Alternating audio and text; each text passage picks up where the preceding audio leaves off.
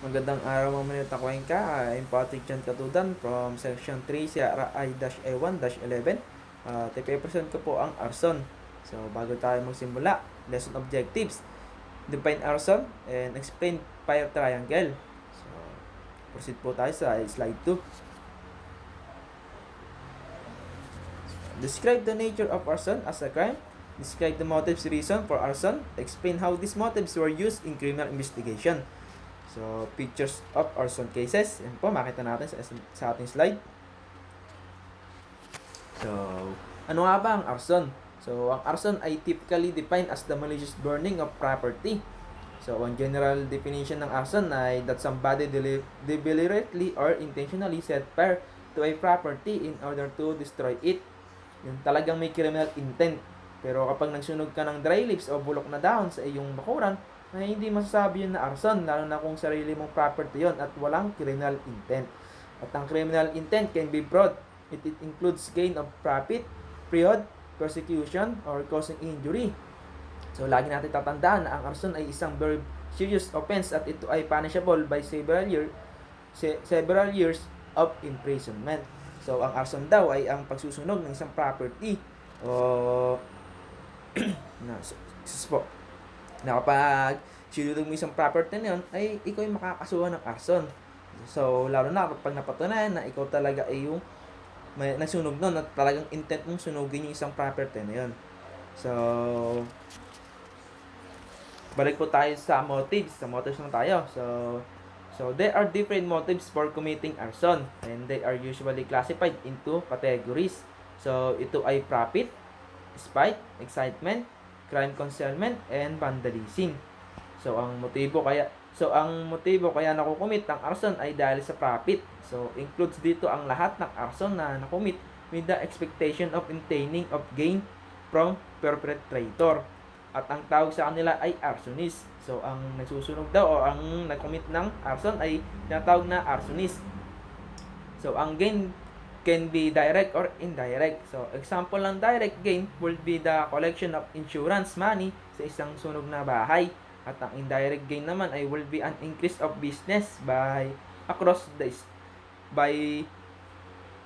by eliminating the competitor who was doing business across the street. So, arson for spite ay also known as arson for revenge. So, ang spite ay mahirap tong kalaban kasi ito talaga yung pag nakaaway mo, talagang babalikan ka. So, itong type na arsonist ay gustong magtigante sa isang tao or grupo ng isang tao, organization or institution or against sila sa ating society.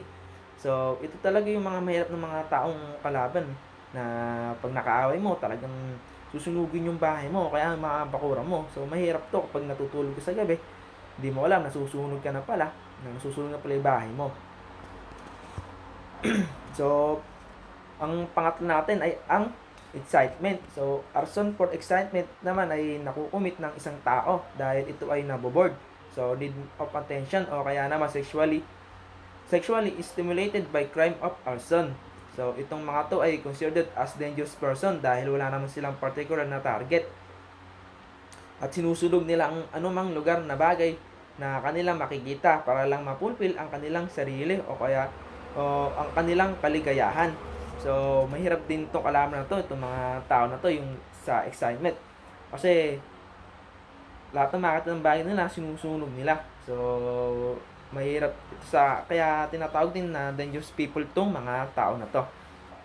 So, proceed tayo sa pangapan natin. So, ang pangapan natin, ang crime concealment.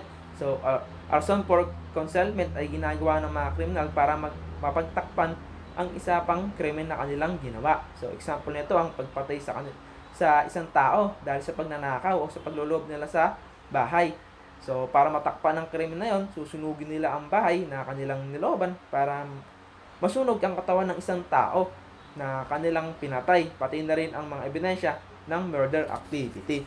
So, ang concealment niya, so ito yung pagtatakip ng another crime na kanilang ginawa. So, halimbawa nga natin kanina, yung sa pagloob ng bahay, na napatay nila yung may-ari. So, para matakpan yon na talagang maiwasan na mailihis sa mga investigator na pag nanakaw talaga yung motibo nila, so susunugin lang nila yung bahay na yon para maalis na yung katawan niya na kanilang napatay at ang mga ebidensya. So, ang last natin is vandalism. So, arson for vandalism is typically performed by young criminals or juvenile perpetrators for no apparent reason. So, sa vandalism naman, ito kadalasan nakukumit ng mga kabataan, ng mga juvenile. So, syempre sa vandalism, syempre gagamit tayo ng spray dyan. So, yung spray na yun, excuse me po ma'am. So, yung spray na yun, ayun yung, pwede kasi masunog yun. Pag tinutukan ng lighter, syempre, kayo magkakatropa. Mag-i-spray kayo, o magbabandalism kayo sa isang pader. So, tas yung isang tropa mo na naglabas ng lighter, sinindan yung spray na yun, at may nasunog na plastic, meron pa ng plastic dun sa pader na yun. So, pag alis nyo, yung plastic na yun na sunog at gumalat, so may katabi siyang, halimbawa may katabi siyang kahoy na sunog, so pwedeng kumalat yun. So, yung pwedeng pagbulan nyo ng pagsunog ng isang property. So iwasan po natin ang pagbabandalism natin, lalo na sa mga kabataan kasi matitigas na talaga ang ulo ngayon ng mga kabataan. So, yan po ang different motives to commit arson. So, proceed po tayo sa ating next slide.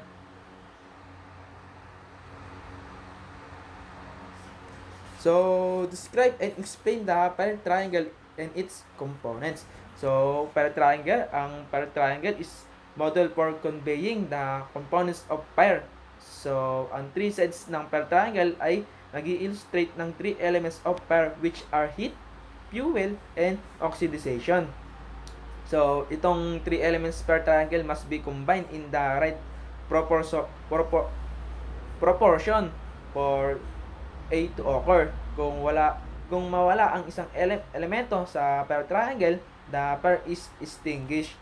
So, first element natin ang heat. So, ito yung most essential of fire elements. So, a fire ignite unless it has a certain amount of heat. So, hindi din lalawak ang fire without heat. So, ang second ay ang fuel. So, ang fire syempre need nito ng fuel sources, at ang fuel source ay ang kahit anong bagay na that is flammable o talagang mabilis maglihab. So, ano ba tong mga to? So, ito ay pwedeng wood o yung kahoy o paper, fabric, or chemicals at madami pang iba na pwedeng pagsimulan o yung para lumawak yung apoy o para masunog yung isang bagay. So, then last is oxygen. So, oxygen is essential components of fire sa isang naglilihab na bagay, need yun ng oxygen. So parang tayo lang. So parang tayo lang din na ang fire pag walang oxygen, mamatay tayo. So that is why recommendation para maapula ang apoy, ang paglalagay ng blanket o pagsasabi dito ng buhangin. So yan ang ating kailangan gawin para maapula yung apoy. So kasi pag sinaboy natin ng blanket yan o kaya naman ng mga buhangin, kasi mawala yung oxygen niya, hindi na siya makakahinga, kumbaga hindi nalalawak yung apoy na yun. So yan po ang ating three essential components ng ating fire triangle. So yan po ang heat, ang fuel, at oxygen. So pag wala yung isa sa kanila na yan, hindi maglilihap ang fire o hindi lalawak yung fire. So proceed po tayo sa ating next slide. So, describe the procedure for collection of arson evidence. So, the collection of evidence, there are many physical clues that may suggest arson is fire cause. So, they include burn pattern, excuse po. So, multiple origin or unusual origin location, present absence and or condition of ignition key. So, pwede itong ignition lock or switch condition. So, accelerants in unsuspected location, missing accessories components, or personal property components that have been tampered with evidence at forced entry, metal content in engine or transmission, lubricants, physical damage, or abuse to vehicle. So, sa pagkakolekt naman po ng evidence sa arson, so gagamit tayo ng syempre ng gloves tsaka ng tweezer. So lahat ng bagay na yan kailangan natin. So sa paghahanap ng evidence sa arson, so kung ito naman ay talagang criminal intent, so kailangan talaga nilang maghanap ng mga bagay na pwedeng gamitin ng ano na yan, ng intent na yan. So pwede tayo maghanap ng mga bottles na pinaglagyan ng gas o kaya naman ng mga lighter. So yan, maraming mahanap sa evidence. So sa pagko-collect naman, so gamit tayo ng tweezer. So pagka gamit ng tweezer, ilagay natin sa envelope para ma-seal yung evidence na yon, para maiwasan po natin yung contamination at saka ma-preserve na rin natin. So pagkatapos natin lagyan may lagay sa envelope, siyempre lagyan natin ito ng seal. So pagkatapos bigyan natin sa laboratory para ma-examine. So proceed po tayo sa ating next slide. So describe the two elements of alleged arson in prosecution. So in all prosecutions for arson, there are two elements of the alleged crime which the prosecution must prove beyond reasonable doubt. So first, alamin muna natin kung talaga ang sanhi ng sunog ay merong criminal intent of some person. So need muna natin mag-investigate sa ganitong situation. Magandang alamin muna natin talaga ang sanhi ng sunog. At kung napatunayan na ang sunog ay sanhi ng criminal intent, so magpuproceed tayo sa pangalawang elements at ito ang identity of defendant. So aalamin na o magkakontak na ng investigation para malaman ang identity ng responsible sa sunog. So both of these elements may be established by direct or positive evidence or by circumstances evidence or both. So yan po ang ating two elements of the alleged crime prosecution. So dito na po natatapos ang aking presentation. So break po tayo sa front page natin.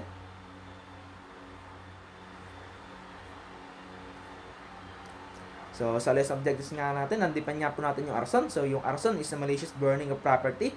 So, ito yung pag nagsunog ka ng isang property, ay makakasuhan ka ng arson. So ang tawag sa iyo naman ay arsonist. So, na-explain na po natin ng triangle na ito po yung three sides ng triangle natin ay ang heat. So, ito binubuo ng heat, oxygen, at ng fuel. So, pag wala yung tatlo na yun sa triangle na yan ay hindi walang magaganap na apoy. So dito na po natapos. Maminit ako ka. Maraming salamat po and God bless po. Merry Christmas na rin po.